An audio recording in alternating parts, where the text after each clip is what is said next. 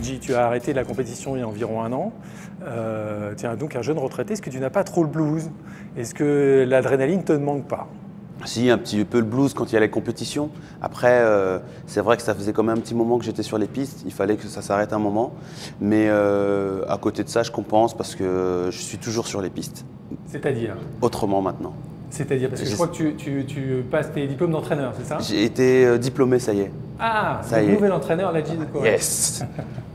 Et donc l'objectif, c'est d'entraîner d'autres athlètes de l'équipe de France, de rentrer dans l'équipe de France ou de faire du coaching de plus largement? Ça serait top. Après, voilà, moi, j'essaie de reprendre ma place de jeune entraîneur, d'apprendre à transmettre ce que j'ai appris, ce qu'il faut apprendre aux plus jeunes, tout simplement. Et puis voilà, donc j'essaie de passer mes échelons. L'objectif, c'est de les amener le plus haut possible. Maintenant, la porte est ouverte au niveau de la fédération, donc c'est assez cool. Tu parles souvent de partage d'expérience. Est-ce que c'est parce que tu as manqué d'expérience quand tu étais jeune athlète? Et notamment, est-ce que tu as pris, tu as eu des conseils d'athlètes qui étaient avant toi, notamment je pense à Guy Drut.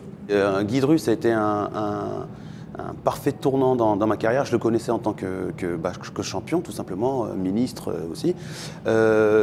Ça a été ma façon d'apprendre et d'évoluer dans ma carrière en fait. On m'a toujours apporté des éléments extérieurs pour pouvoir progresser. Si vous voulez, quand j'ai rencontré Guy Drut en 2003, je faisais mes premiers championnats du monde à Paris, c'était il y a très longtemps, et il m'avait conseillé d'aller me confronter directement avec les meilleurs du monde. Donc à ce moment-là, c'était les Américains. Donc à partir de cette rencontre-là, l'hiver 2004, j'ai été tout de suite aux États-Unis, passé 1 mois et demi à apprendre à capter comment ils voyaient la discipline et être toujours à la fight, quoi.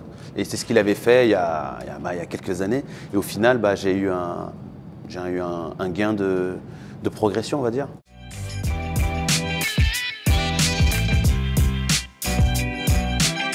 Dans la compétition, j'ai pas forcément regardé la position. Je voulais juste gagner comme tous les autres. On était 8 sur une ligne, on devait arriver en premier. Et voilà, donc j'ai été au bout de moi-même, j'ai été jusqu'au bout. J'ai passé la ligne malgré le fait d'être tombé. Et derrière, il fallait faire un feedback, revenir sur les éléments qui ont été bien mis en place sur toute la compétition. La finale a été loupée. On s'est dit maintenant qu'est-ce qu'il va falloir faire pour rebondir et essayer d'aller chercher une victoire. Ouais, mais ça est-ce que c'est le mental? On peut chuter, on a le droit de chuter. Par contre, il faut se relever. Le plus difficile, c'est de se relever et de repartir au combat. Il y a des gens qui arrivent à faire des performances mais qui ne gagnent rien. Il y a des gens qui font que des blessures et qui n'arrivent pas à faire des compétitions. Et tout ça, c'est dans le planning et il faut essayer de prendre et faire les bons choix. Après, c'est le destin, on va dire ça comme ça. Ladji, il y a 4 ans environ, tu as créé une association qui s'appelle les Golden Blocks. Est-ce que tu peux nous raconter un peu cette aventure et quel est son objectif? Golden Blocks, c'est un peu c'est un peu mon histoire tout simplement. Je ne connaissais pas forcément ce sport, je l'ai pratiqué sans le savoir dans la rue parce qu'on joue toujours à savoir qui est le plus fort quand on est dans la cour d'école. Celui qui arrive à sauter et toucher le plafond, on l'a tous fait, ça s'appelle un espèce de saut en hauteur. Celui qui arrive au portail en premier, le plus rapide de la classe, le plus fort de la classe, celui qui arrive à faire plus de pompes, celui qui arrive à faire plus de jongles. Et on s'est dit, on joue à l'athlétisme et quand on fait l'athlé au collège, c'est un peu plus difficile de faire une cohésion, de faire participer les gens, les jeunes. Pourquoi pas trouver une barrière entre les deux et les amener à la pratique.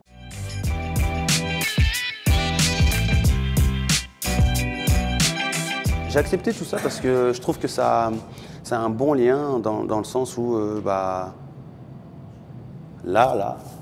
tout ça, c'est très important. Parce que c'est un lien direct avec tous les tendons, le système nerveux et tout ça, quoi. Et nous, moi je viens d'une spécialité très Formule 1. On est les Formule 1 de la course sur la course, tout simplement. Et je ne me rendais pas aussi compte que tout ce qui est à l'intérieur avait une influence sur le reste de mon corps, sur la position de la tête, parce que j'ai un peu mal là, parce que ça tire sur les cervicales, parce que j'avais une carie, parce que je ne me rendais pas compte de tout ça.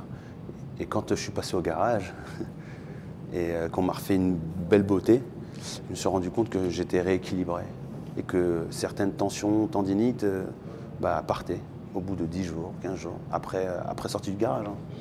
Je dis garage, mais vous avez compris. Et du coup, voilà, la performance, ça passe aussi par là. Pas forcément que sur l'entraînement pur où on court, où on court tout simplement. Non, non, c'est tout ce qui est derrière. On parle de kiné, oui, c'est important, kiné, la récupération. Et je disais tout à l'heure, bien s'échauffer, bien faire des mouvements amples pour préparer les muscles, ça fait partie de tout ça.